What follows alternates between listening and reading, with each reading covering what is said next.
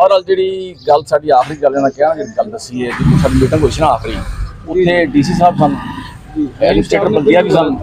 MP Naeem साहब भी सन ADCR भी सन सारे अफसर मौके पर मौजूद सन। उत्थे उन्होंने नईम साहब ने ये यकीन कहानी कराई सी कि ऐतकी जो शुरू करांगा ना नाल सफाई तो ये हर सूरत की जाएगी। उन्होंने सारी गल दसी सी कि साल तो मसला है। उन्होंने कहा सी उन्होंने छूट ही दी सी कि ऐतकी हर सूरत जो अपना चक्की पैरा लाल है मलाइसा नगर है भागलवान मस्जिद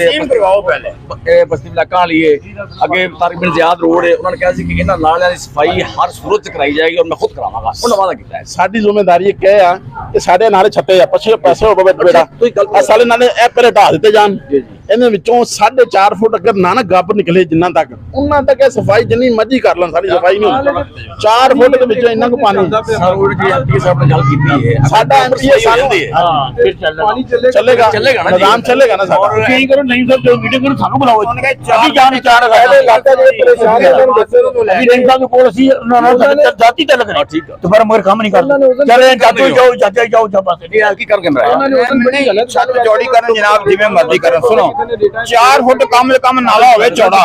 उत्ते स्लैबां पैन नवीआं कि जो 6 महीने बाद 2 महीने बाद चंगी तरह क्रेन आवे चुकीज के सारी गब निकले फिर पानी चले 2-4 महीने फिर सुकून रहेगा।